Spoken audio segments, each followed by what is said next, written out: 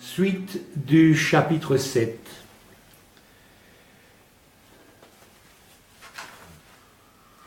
Elle le reprit dans les bras, et ils se remirent en route. Mais au bout de quelques mètres, elle dut le redéposer.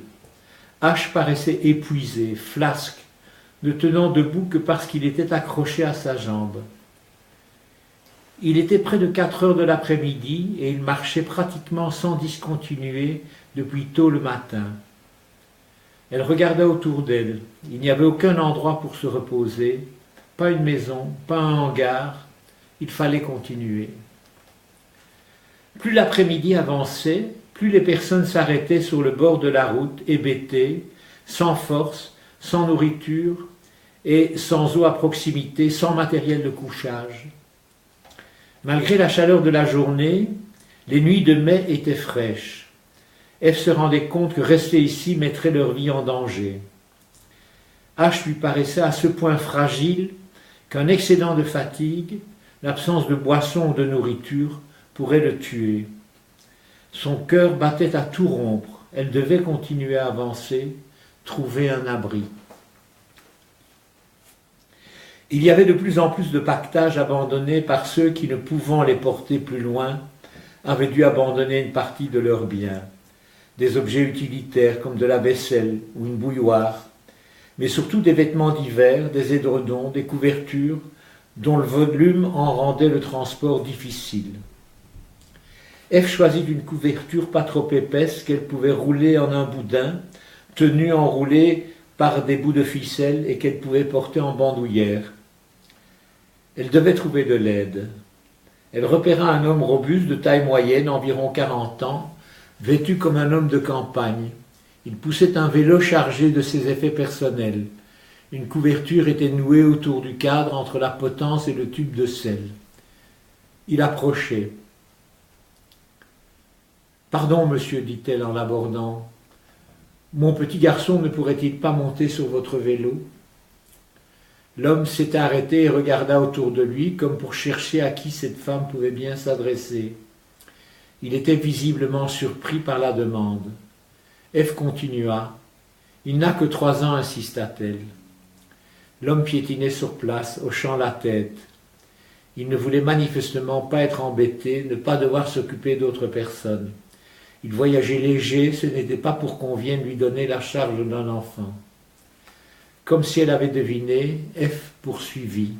« Je dois retrouver mon mari à Erqueline, inventa-t-elle, et de là nous essayerons de prendre un train vers Paris. » L'homme hésitait. « Ce serait tellement gentil, dit-elle avec le sourire. » Elle ajouta, « Il ne pèse vraiment pas lourd. S'il vous plaît. » L'homme prit finalement H sous les bras, le souleva et le déposa à califourchon sur le cadre enveloppé par la couverture. L'homme sourit à la fois rassuré et peut-être heureux de rendre service. Ils avançaient maintenant rapidement. L'homme était solide et sa charge légère. F devait presque courir, mais était heureuse de voir H bien installé et détendu. Elle se sentait avoir des ailes. À partir de la Buissière, ils suivirent une route plus importante vers Erqueline. Point de passage vers la France, c'était une étape vers laquelle ils se dirigeaient tous. Les marcheurs avaient maintenant dû se pousser sur le côté droit de la route pour laisser passer les voitures automobiles lourdement chargées et, plus lents, les chariots tirés par 1, 2, voire 4 chevaux, transportant des familles entières. Ils arrivèrent à Erqueline vers 20 heures. La gare n'était qu'un amas de pierres. L'armée était partout. Des batteries anti-aériennes avaient été camouflées dans les bosquets tout proches et les hommes scrutaient le ciel. « Vous ne pouvez pas rester dans la gare. L'aviation allemande multiplie les attaques. Dispersez-vous. » « Quelle est la situation » demanda F. « Les Allemands sont-ils repoussés ?» L'homme la regarda, surpris par son accent. « Vous êtes allemande » F hésita. « Non, je suis luxembourgeoise. » Le soldat observa longuement H, mais ne fit aucun commentaire. « Non, répondit-il, Des Allemands progressent partout. Les militaires les poussèrent hors de la gare en ruine. Routes et chemins de fer étaient réservés par priorité à l'armée. La guerre était là. F n'avait pas encore vu de soldats allemands, mais sentait qu'ils étaient proches. Tous les civils transitant par Erquelin avaient été repoussés et parqués dans des écoles, des églises ou sous les arbres de la place communale. Tout autour, les habitations étaient détruites, les chambres éventrées, les murs branlants. F et H furent dirigés vers l'école des arts et métiers et conduits dans un bâtiment qui devait être destiné à l'enseignement technique. À l'intérieur, des salles immenses, quelques machines, des poulies, des engrenages. Ils s'assirent à même le sol. Il n'y avait aucune commodité, rien à manger. F étala la couverture prise sur le bas-côté de la route contre le mur du fond. Ils mangèrent le reste de pain dont ils disposaient, burent un peu d'eau et s'endormirent profondément, épuisés par ces heures de marche et d'angoisse. Chapitre 8.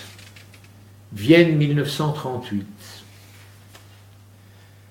En quelques jours, l'Autriche était devenue allemande et nazie. Les SS étaient en charge des affaires juives et un officier du nom d'Adolf Eichmann avait établi un service juif d'émigration. On parlait d'un camp où on enfermait les opposants au régime et les juifs, à Mauthausen, à côté de Linz, et d'autres à Gurs, Flossenburg ou Dachau. Les nazis introduisirent en Autriche toutes les lois antisémites qui avaient cours en Allemagne depuis la prise de pouvoir d'Hitler. Les Juifs furent obligés d'enregistrer leurs biens et propriétés. Ils furent dépossédés de leurs entreprises. Les cartes d'identité et les passeports furent estampillés d'un énorme J rouge. Chaque Juif, selon son sexe, dut faire rajouter Sarah ou Israël à son nom sur tout document légal. Beaucoup quittèrent Vienne au cours des semaines qui suivirent l'Anschluss. Pour ceux qui n'arrivèrent pas à partir, toute vie normale se révéla impossible. Une terreur brutale régna sur l'Autriche. Juifs et opposants non juifs furent arrêtés en masse. Des chefs d'entreprise, des intellectuels, des politiciens furent envoyés dans des camps de concentration. Le printemps était chaud. La nature sentait bon la sève, le peuple viennois exultait. Les Allemands étaient accueillis comme des sauveurs, des amis, des frères. Dans le Volksprater, des militaires accompagnés de jeunes viennoises occupaient tous les bancs et s'égaillaient sur les pelouses. Le vert de gris des uniformes était partout. Dans les jours qui suivirent l'Anschluss, ceux qui jusqu'alors avaient été d'aimables personnes, des voisins serviables, des parents inquiets pour la santé et le bien-être de leurs proches, participèrent avec enthousiasme aux actes organisés par les nazis autrichiens et destinés à humilier ou à abuser des Juifs et à les spolier de leurs biens. Ils avaient une imagination infinie pour les humilier et organisaient de véritables spectacles de rue, traînant des groupes de Juifs d'un lieu à l'autre pour les exhiber. Ils se rassemblaient autour de quelques Juifs agenouillés à même le sol, une serpillière à la main, obligés de frotter les pavés ou de grimper sur un monument et de le nettoyer armés d'une simple brosse à dents.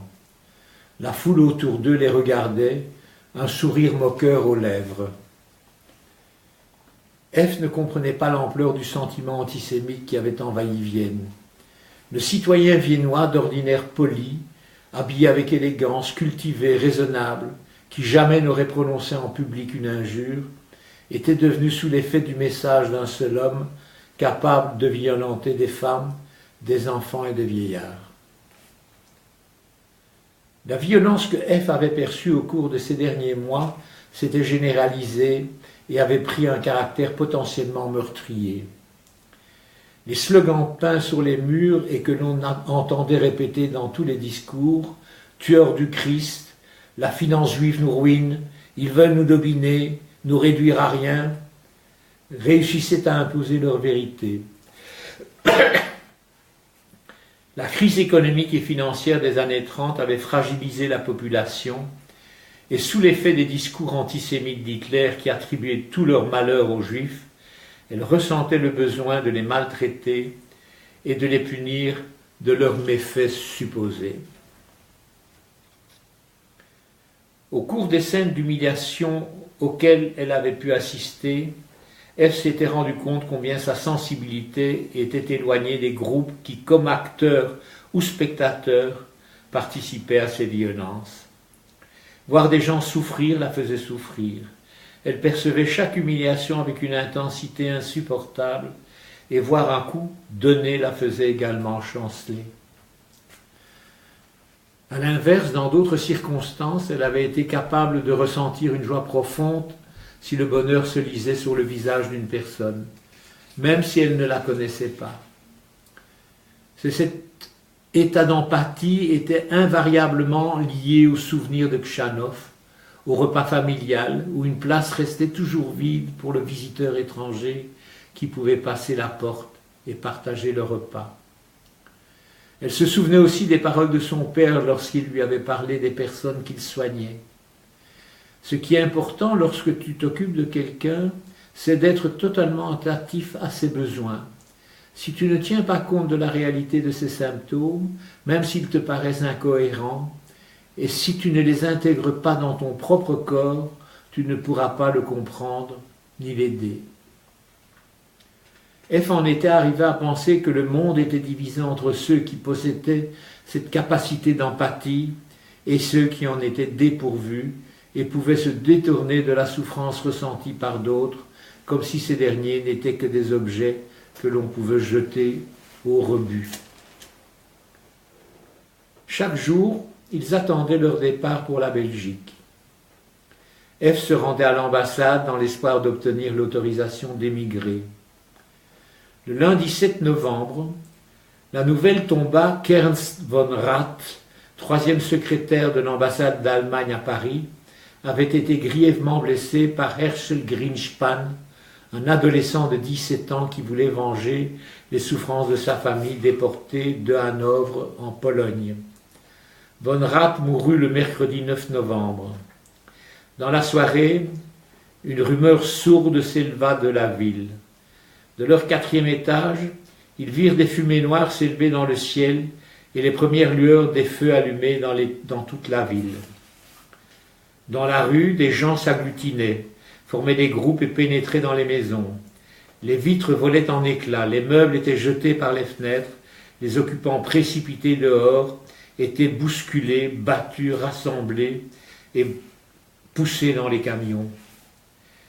Les cris montaient jusqu'à eux, désespérés. Chaque immeuble était systématiquement fouillé, aucun n'était épargné. D'ici quelques minutes, ce serait leur tour. Ils durent donner l'impression qu'ils étaient absents. Malgré le temps frais d'automne et faute d'argent, ils n'avaient heureusement pas fait de feu. En quelques minutes, Ève remit de l'ordre dans les pièces, ils gagnèrent le grenier, se glissèrent derrière des ballots et attendirent, silencieux. L'attente ne fut pas longue. Ils entendirent des pas précipités dans la cage d'escalier, une bousculade et des hurlements au 2e étage. Les pas se rapprochèrent encore. Ils entendirent leurs portes voler en éclats. « Ils sont partis » dit une voix. Silencieux, ils redescendirent et sans allumer les lampes observèrent les événements qui se passaient encore dans la rue. La rumeur s'éloignait. Au-dessus des toits, le ciel rougeoyait de toutes parts. Ils barricadèrent la porte et passèrent le reste de la nuit blottis, les uns contre les autres. Le lendemain, ils apprenaient que les synagogues de Vienne et les grands magasins tenus par des juifs avaient été pillés et incendiés. Les appartements avaient été saccagés, les juifs rassemblés et envoyés à Dachau ou à Buchenwald.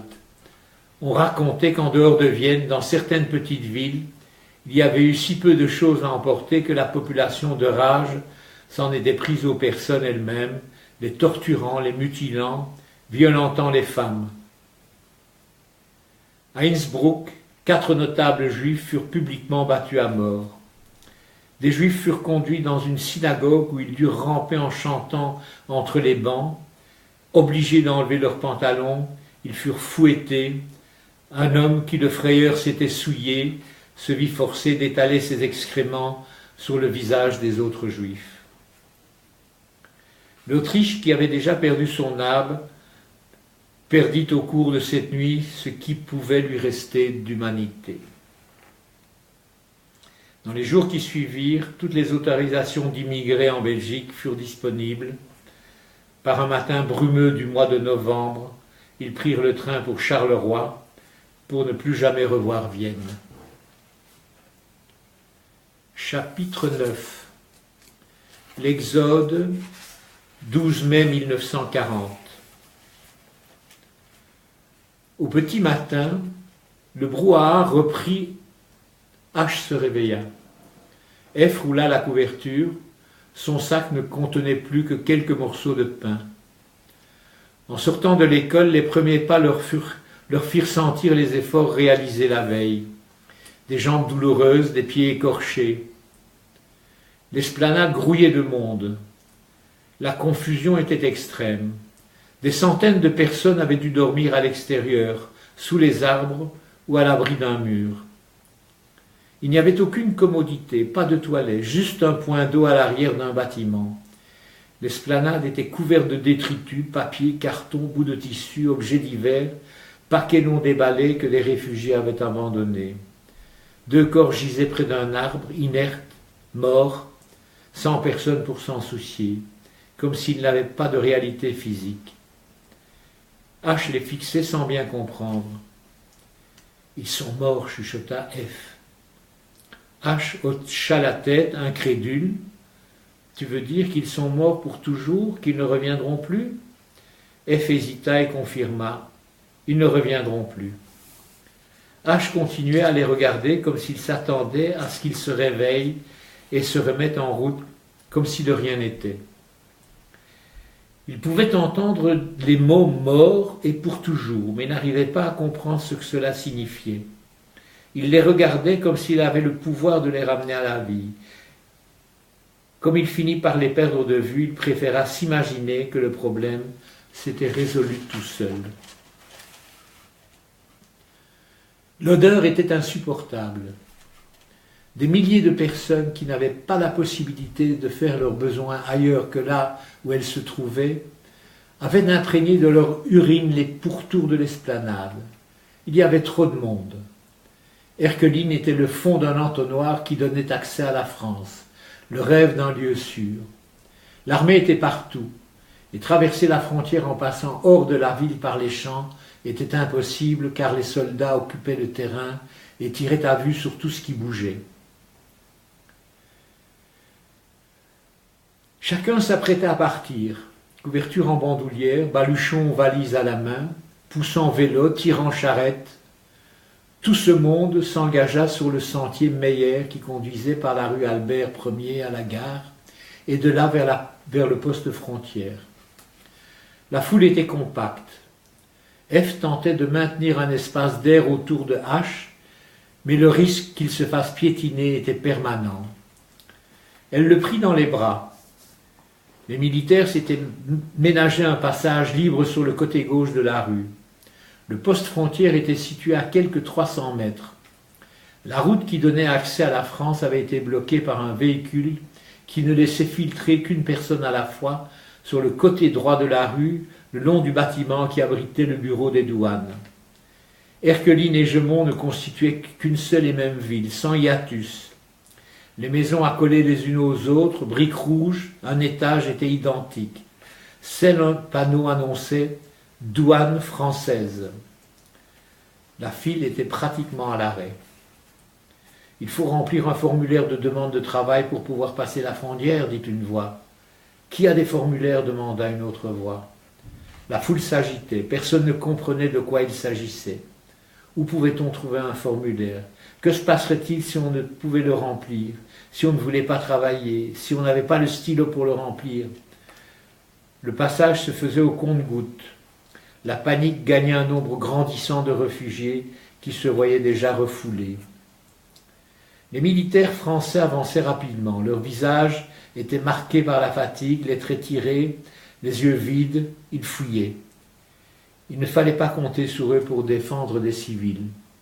Ils voulaient sauver leur peau, rentrer chez eux, ne plus entendre parler de cette guerre insensée, où les défenses franco-belges étaient tombées en quelques heures comme un décor de théâtre, mais avec de vrais morts et du vrai sang. L'aviation et les chars allemands avaient fait des ravages. Le sort des civils n'était manifestement pas leur problème. Ils marchaient d'un pas désordonné, fusil à l'épaule, le torse bardé de sangles de cuir, sac sur le dos, musette en bandoulière, cartouchière à la ceinture. Ils marchaient sans un mot, droit devant, évitant de regarder les civils qui se pressaient au portillon de la frontière, alors qu'eux-mêmes passaient sans problème à flux continu. F les regardait passer. Si les soldats s'enfuyaient, comment pouvaient-ils, eux, les civils, rester sur la route? Ils allaient se faire massacrer. Il fallait fuir et se glisser dans la colonne des militaires. Elle chercha à accrocher le regard de l'un d'eux, mais ils avançaient sans tourner la tête. Elle repéra un officier. Il ne paraissait pas désarçonné par les événements et jetait sur la foule des réfugiés un regard de commisération. « Vous pouvez m'aider à traverser la frontière ?» demanda F en s'approchant de lui. Il fut probablement touché par la présence de cette femme avec un petit enfant qui le regardait avec une telle intensité. Il ne savait que répondre. « Vous ne pouvez pas perdre de temps ici.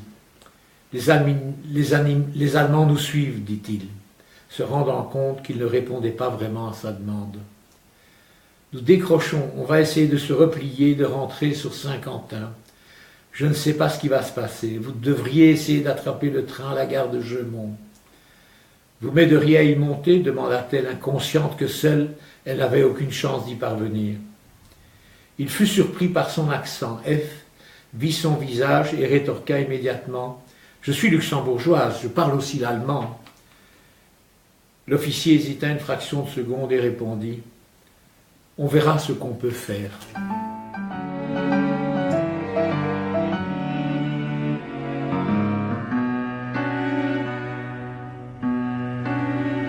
Sag nicht keinmal, als du gehst dem letzten Weg. Himmeln bleien